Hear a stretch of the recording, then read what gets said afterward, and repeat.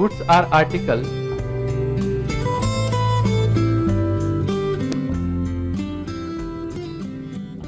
but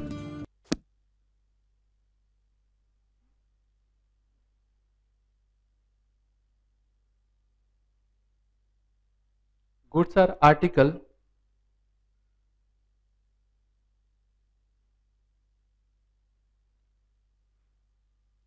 purchased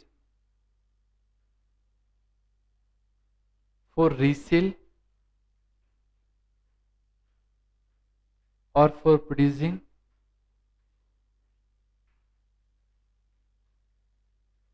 the finished goods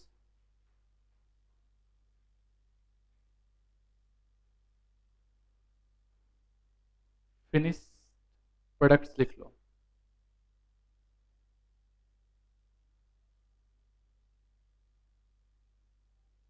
which are also to be sold, मतलब जिस चीज का बिजनेस है, यूं कह सकते हो, जिस चीज का बिजनेस है उसको, उसके ट्रांजैक्शन उस आर्टिकल को कहते हैं गुड्स। जैसे स्टेशनरी के बिजनेस के लिए स्टेशनरी गुड्स है, ऑडियो गैलरी वाले टीवी फ्रिज वॉशिंग मशीन बेचते हैं, ये उनके लिए गुड्स हैं, लेकिन हमारे लिए एसेट है। फर्नीचर वाले फर्नीचर बेचते हैं, वो उनके लिए गुड्स है, बट हमारे लिए क्या है, एसेट है। क्लियर है? तो जब कभी भी वर्ड बोलूं गुड्स, तो गुड्स का मतलब है जिस चीज का हम बिजनेस कर रहे हैं, जिस चीज का हम ट्रांजेक्शन कर रहे हैं, जिसको खरीदते हैं बेचते हैं, खरीदते हैं बेचते हैं, खरीदते हैं बेचते हैं, या खरीदते हैं बनाते हैं और फिर बेचते हैं, उसको बोलते हैं गुड्स। समझ में आता है मामला? 12 नंबर लिखिए। द टर्म परचेजेज, सिर्फ इतना ही वर्ड अगर कहीं हो, इज एसोसिएटेड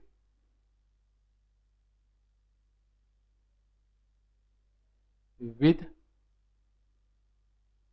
और यूज्ड फॉर परचेज या परचेजेज ऑफ गुड्स, सामान को खरीदना। याद रखना, परचेजेस का मतलब क्या है? अगर परचेज की बात कर रहे हैं तो सामान को खरीदना परचेज कहलाता है।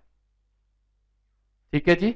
इसमें दो तीन चीजें और होती हैं जो जरूरी है, जैसे कि पहला कैश परचेज, जो कैश पे सामान खरीदते हैं, जो किस पे सामान खरीदते हैं, कैश पे सामान खरीदते हैं। एक होता है क्रेडिट परचेज, एक होता है क्रेडिट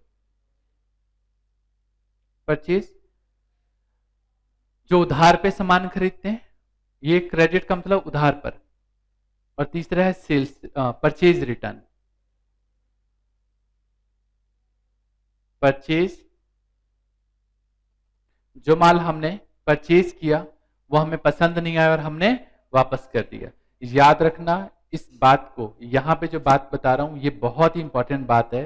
इसका मतलब है गुड्स, गुड्स का परचेज करना, परचेजेज ऑफ गुड्स। ठीक है जी? सारे वर्ड इसी में बता दिए मैंने। 13 नंबर लिखिए।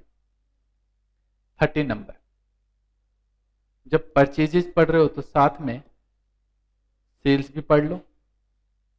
अच्छा एक मिनट बेटा, ये जो परचेज रिटर्न है ना, इसको ना रिटर्न आउटवर्ड भी बोलते हैं। ठीक है? रिटर्न आउटवर्ड, जो हमने सामान खरीदा वो हमें पसंद नहीं है और हमने वापस कर दिया। क्या कर दिया? वापस कर दिया। 13 नंबर लिखिए, cell.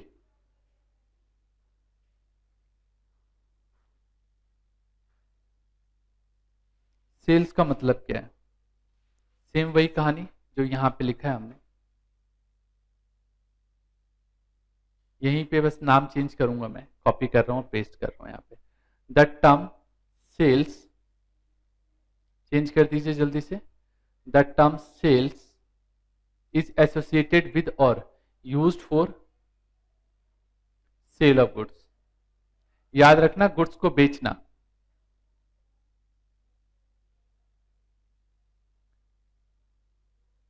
Cash sale, credit sale और cash sale, credit sale, sales return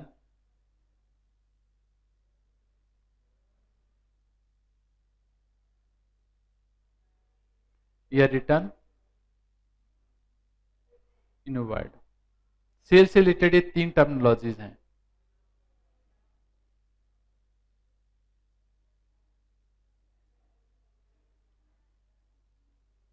clear है जी? यहां तो बता दिया। 14 नंबर लिखिए जरा। ये जो अभी मैंने आपको परचेज रिटर्न बताया है, इसको हम रिटर्न आउटवर्ड भी कहते हैं। क्या है ये? जरा एक लाइन में लिखिए, क्या मतलब है इसका। लिखिए, गुड्स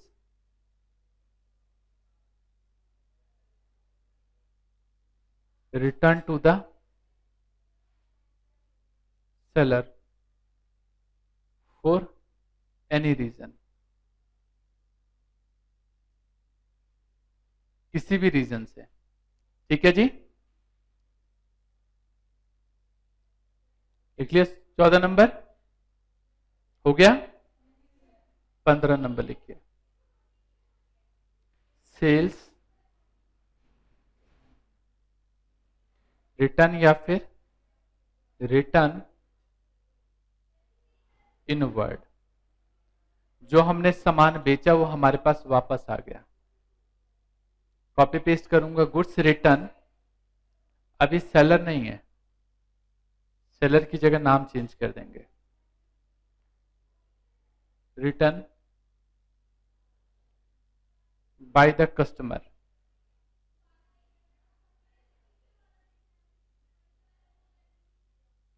कस्टमर ने माल वापस कर दिया हमको। ये 2 नहीं लिखना है, 2 बार कैसे लिख दिया ये। Goods return by the customer for any reason, किसी भी रीजन से।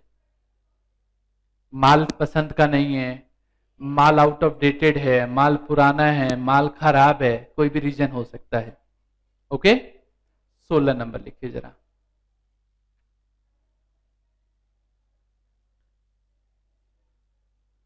Stock,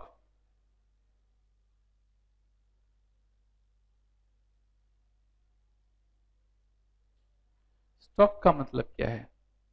what is the meaning of stock?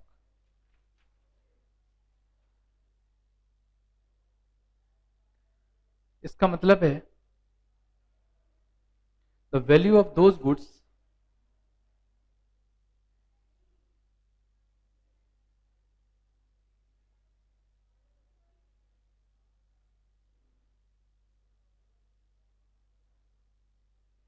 एक मिनट,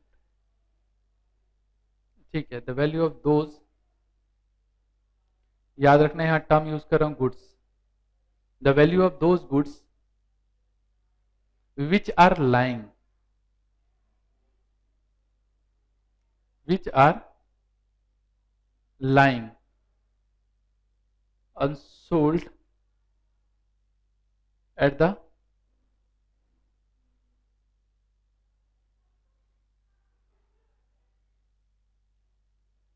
beginning, एक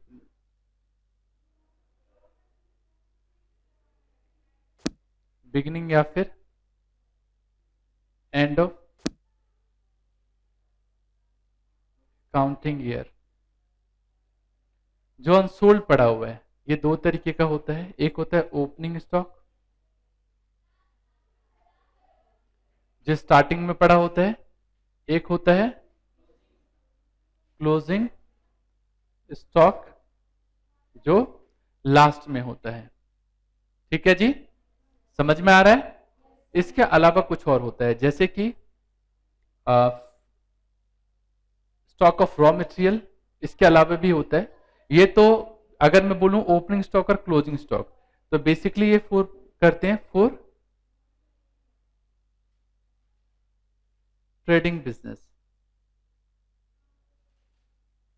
ट्रेडिंग बिजनेस के लिए हम ये यूज करते हैं जो ट्रेडिंग में होते हैं। और जो मैन्युफैक्चरिंग वाले होते हैं फॉर मैन्युफैक्चरिंग,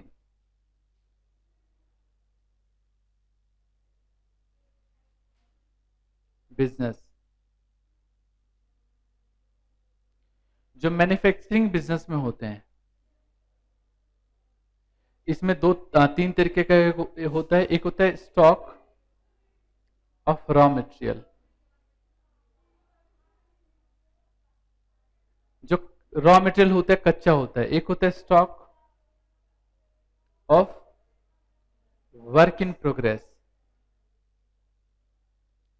और एक होता है स्टॉक ऑफ फिनिश गुड्स। अब जो बता रहा हूं जरा ध्यान से सुनो। रामलाल के पास जो सिचुएशन है, सिचुएशन के हिसाब से बताऊं। रामलाल देखो रोज समोसे बनाता है, रोज बेचता है, ठीक है ना। इसी तरीके से रोज मिठाइयां बनाता है, रोज बेचता है। मान लो अब मिठाई, सुबह जो मिठाई है वो ओपनिंग है, जो रात को बच गया वो क्लोजिंग है, ठीक है। घर में आटा गूंथते हैं, आटा जो है वो कच्चा है तो इसको बोलते हैं रॉ मटेरियल। गूंद दिया आटा, ये वर्क इन प्रोग्रेस है। और जो एंड में बचा, मतलब रोटी बना ली समझ लो, क्या बोलते हैं इसको? फिनिश गुड्स बोलते हैं।